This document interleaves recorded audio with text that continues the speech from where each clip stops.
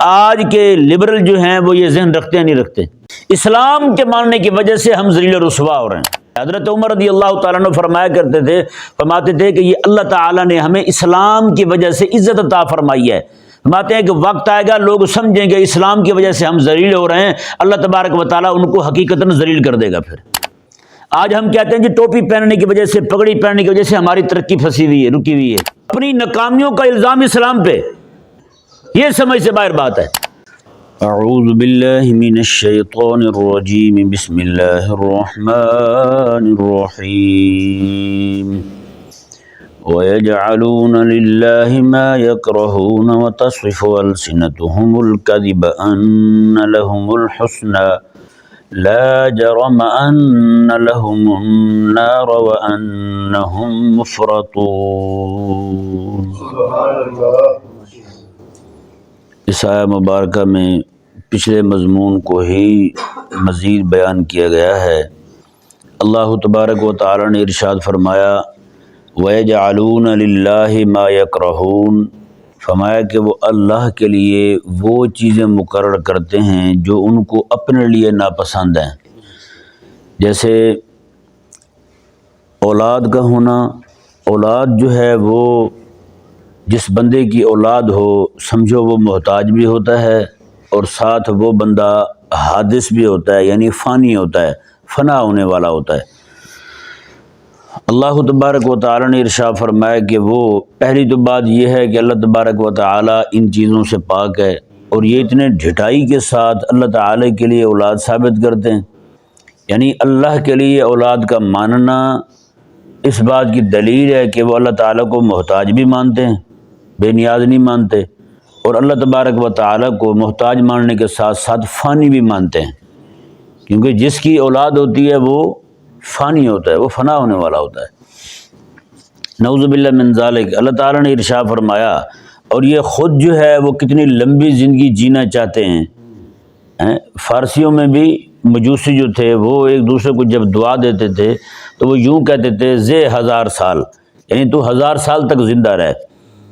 عموماً لوگوں کی زندگیاں عمریں کتنی ہیں وہ تھوڑی سی ہوتی ہیں، تو وہ کافر لوگ جو ہیں وہ اپنے لیے اتنی زندگی چاہتے ہیں۔ اللہ تعالیٰ نے بھی قرآن کریم میں ارشاد فرمایا کہ یود احدہم لو یعمر الف سنہ، ان میں سے ہر ایک یہ چاہتا ہے کہ وہ 1000 سال عمر پائے۔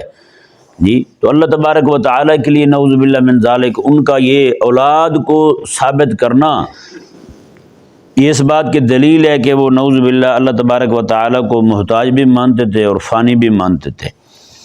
اور ساتھ ساتھ پھر اللہ تعالیٰ کے لیے اولاد بھی مانی تو اولاد میں وہ صنف مانی جو ان کو ناپسند تھی، بیٹی۔ اللہ تعالیٰ کے لیے بیٹی تسلیم کی کہ اللہ تعالیٰ فرشتے جو ہیں وہ اللہ کی بیٹی ہیں، نعوذ باللہ ثم نعوذ باللہ من ذالک۔ اللہ تعالیٰ نے ارشاد فرمایا وَتَصْرِفُ أَلْسِنَتُهُمُ الْكَذِبَ، اور ان کی زبانیں جو ہیں وہ جھوٹ بولتی ہیں، ان کی زبانیں جھوٹ بولتی ہیں کس بات پر؟ أَنَّ لَهُمُ الْحُسْنَى، وہ کہتے ہیں کہ آخرت میں بھی ہمارے لیے اللہ تبارک و تعالیٰ نے جنت تیار کر رکھی ہے۔ یعنی اتنی باتیں کرنے کے باوجود بھی وہ خود کو جنتی تسلیم کیے ہوئے ہیں۔ حساب لگائیں، نعوذ باللہ من ذالک۔ اب یہ دیکھیں یہ ان کا ذہن کیوں خراب ہوا، آخرت میں اپنے لیے جنت کیوں مان رہے ہیں، اور کیوں وہ نعوذ باللہ آقا علیہ السلام کے صحابہ کرام علیہ رضوان کے لیے وہ کہا کرتے تھے بھئی ان کو دنیا میں کوئی شے نہیں ملی، روٹی کھانے سے تنگ ہیں، کپڑے ڈھنگ کے پہننے کے نہیں ہیں ان کے پاس، اور جوتے چٹکھاتے پھرتے ہیں، کچھ ہے نہیں۔ اللہ تبارک و تعالی ہم سے راضی ہے تو ہمیں یہ سارا کچھ عطا فرما رکھا ہے دنیا میں، اور جو اللہ تعالی ہمیں دنیا میں عطا فرما رہا ہے اس کے اچھے قریبی ہیں، اس کے پسندیدہ ہیں، دنیا میں دیا ہے تو آخرت میں بھی ہمیں یہ عطا فرمائے گا اللہ تعالی۔ یہ ان کے پاس دلیل تھی جی، یعنی دنیا میں کفر پر ڈٹے ہونے کے ساتھ ساتھ، شرک پر ڈٹے ہونے کے ساتھ ساتھ وہ آخرت میں بھی اپنے آپ کو جنتی تسلیم کیے ہوئے تھے۔ وہ یہ سمجھتے تھے آخرت میں بھی ہم ہی جنت میں جائیں گے، نعوذ باللہ۔ صحابہ کرام علیہ رضوان کو، آقا علیہ السلام کے غلاموں کو، اہل ایمان کو نہ دنیا میں کسی خیر پر سمجھتے تھے نہ ہی آخرت پر کسی خیر پر سمجھتے تھے۔ دوسرے لفظوں میں یوں کہا جائے کہ وہ مشرکین جو تھے وہ اپنے شرک کو دنیاوی اور اخروی بھلائی پانے کا سبب سمجھتے تھے، اور اسلام کو دنیاوی اور اخروی نقصان کا سبب سمجھتے تھے۔ یہی وجہ تھی کہ وہ کہتے تھے ببانگ دل کہ اگر ان کا عقیدہ اور نظریہ ٹھیک ہوتا تو اللہ تعالیٰ ان کو روٹی نہ دے دیتا ڈھب کی۔ آج یہ تنگی کے مارے پھرتے ہیں دنیا میں، ان کو کھانے کو روٹی نہیں ملتی، وجہ اس کی یہی ہے کہ انہوں نے عقیدہ غلط اپنا لیا ہے، ان کا نظریہ غلط ہو گیا ہے۔ یعنی توحید کو اپنانا، نبوت اور ختم نبوت کے عقیدے کو اپنانا ان کے نزدیک نعوذ باللہ ثم نعوذ باللہ من ذالک یہ اہل اسلام کے لیے دنیا میں آنے والی تنگی کا سبب تھا۔ اب دیکھیں ذرا، مشرکین کا یہ عقیدہ رکھنا کہ اہل اسلام جو تنگی کا شکار ہیں، یہ عقیدہ توحید کی وجہ سے، اسلام کی وجہ سے تنگی کا شکار ہیں۔ بتائیں آج کے لبرل جو ہیں وہ یہ ذہن رکھتے ہیں نہیں رکھتے؟ اسلام کے ماننے کی وجہ سے ہم ذلیل و رسوا ہو رہے ہیں۔ یہ کئی لوگوں کے منہ سے میں نے خود سنا ہے، مسلمان آج ذلیل و رسوا ہو رہا ہے، کیوں؟ اسلام کی وجہ سے۔ اور یہی وجہ ہے کہ آج لبرل اور سیکولر جو ہیں، حکومتوں کے جو چاپلوس ہیں اور خود حکومتی لوگ جو ہیں، وہ کافروں کو راضی کرنے کے لیے، ان سے پیسہ لینے کے لیے اسلامی احکامات کی نفی کیے جا رہے ہیں، اسلامی احکامات کو چھوڑے جا رہے ہیں۔ یہ بھی نہیں ہے ہمارے ہاں، یہ بھی نہیں ہے، یہ بھی نہیں ہے، یہ بھی نہیں ہے۔ ابھی آپ نے دیکھا ہے سندھ اسمبلی میں ایک ہندو رکن جو ہے اس نے کھڑے ہو کے کہا ہے بھئی شراب جو ہے منع کر دی جائے، اسلام میں حرام ہے۔ مسلمان جو تھے اپنا وہ کہلانے والے وزیر مشیر، وہ ارکان اسمبلی جو تھے، انہوں نے کھڑے ہو کے شراب کے حق میں بیان دیا ہے وہاں۔ اب آپ سوچ سکتے ہیں کہ ایک کافر کھڑا ہو کے آپ کے مذہب کی، دین کی تائید کر رہا ہے، شرعی حکومت شرعی کی، اور مسلمان کھڑے ہو کے اس کا مذاق اڑا رہا ہے۔ کافر کہہ رہا ہے کہ بھئی شراب سے نقصان ہوتا ہے، مسلمان کہہ رہا ہے شراب کے فوائد بہت ہیں۔ اب آپ سوچ سکتے ہیں کہ جناب آج کا مسلمان جو ہے وہ کہاں کھڑا ہے۔ حضرت عمر رضی اللہ تعالیٰ عنہ فرمایا کرتے تھے، فرماتے تھے کہ یہ اللہ تعالیٰ نے ہمیں اسلام کی وجہ سے عزت عطا فرمائی ہے۔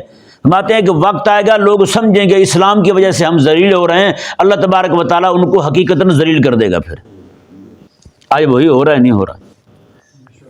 آج ہم کہتے ہیں جی ٹوپی پہننے کی وجہ سے، پگڑی پہننے کی وجہ سے ہماری ترقی پھنسی ہوئی ہے، رکی ہوئی ہے۔ پورے پاکستان میں جہاں کہیں بھی اب دیکھیں نا، بتائیں یہاں بجلی پوری کرنا کس کا کام ہے؟ حکومت کا کام ہے نا۔ اور حکومت یونیورسٹیوں کی، کالجوں کی سرپرستی کرتی ہے نہیں کرتی؟ ان کو پیسہ فنڈ فراہم کرتی ہے، کروڑوں نہیں اربوں کی تعداد میں پیسہ جاتا ہے ان کے پاس۔ اور جب یہ بجلی پوری نہیں ہوتی تو کہتے ہیں مولوی کی وجہ سے تو بجلی پوری نہیں ہو رہی۔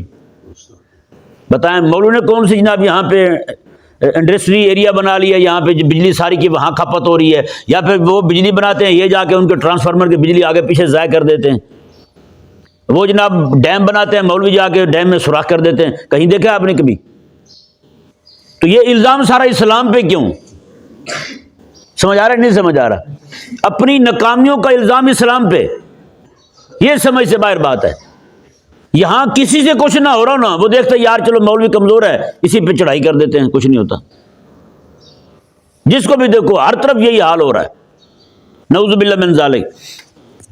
تو یہ اس وقت کے مشرک کا بھی یہی عقیدہ تھا کہ کفر اور شرک جو ہے یہ دنیاوی ترقی کا سبب ہے اور آخرت میں جنت کے حصول کا سبب ہے، اور اسلام جو ہے یہ دنیا اور آخرت میں ذلت و رسوائی کا سبب ہے۔ نعوذ باللہ من ذالک، یہی نظریہ آج کے بے دینوں کا ہے بھائی، آج کا بے دین بھی یہی کہہ رہا ہے، نعوذ باللہ من ذالک۔ کل ایک بندے نے مجھے ایک سکرین شاٹ بھیجا ایک جاہل کا، وہ ملحد ہے، نعوذ باللہ من ذالک، سمجھا ہے نا جی؟ اس نے جو بکواس کی ہے، قسم خدا کی قرآن میرے سامنے ہے، میں آپ کے سامنے وہ دہرا بھی نہیں سکتا، اس زبان پہ بھی نہیں لا سکتا۔ کون سی اس نے بات کی ہے جس میں اسلام کی اتنی سخت ترین توہین کی گئی ہے؟ اور یہ جو میں آپ کے سامنے بات رکھ رہا ہوں نا، کھول رہا ہوں، بالکل اسی موضوع کے متعلق وہ بات تھی۔ اللہ تبارک و تعالی نے ارشاد فرمایا جی، فرمایا اللہ تعالیٰ نے فرمایا کہ یہ بھی ان کا جھوٹ ہے، جیسے ان کے عقیدے جھوٹے ہیں اسی طرح ان کا یہ دعویٰ جھوٹا ہے۔ وہ یہ کہتے ہیں کہ جناب آخرت میں ان لہم الحسنہ، حسنہ بھی ہمارے لیے ہے، یعنی جنت بھی ہمارے لیے اللہ تعالیٰ نے تیار کی ہے۔ اگر اللہ تعالیٰ کو ہم نہ پسند ہوتے تو اللہ تعالیٰ نہ دنیا میں ہمیں کچھ عطا فرماتا اور نہ آخرت میں عطا فرماتا۔ دنیا میں اللہ تعالیٰ کی عطا فرمانے کا جو ہے نا وہ اس سے واضح یہ ہوتا ہے اللہ تعالیٰ ہمارے عقیدے سے، ہمارے نظریے سے، ہمارے شرک سے راضی ہے، اس لیے اللہ تعالیٰ ہمیں دنیا کا مال عطا فرما رہا ہے، اور دنیا میں اللہ تعالیٰ کا مال عطا فرمانا اس بات کی دلیل ہے اللہ جنت میں آخرت بھی ہمیں عطا فرمائے گا، آخرت میں جنت ہی ہمیں عطا فرمائے گا۔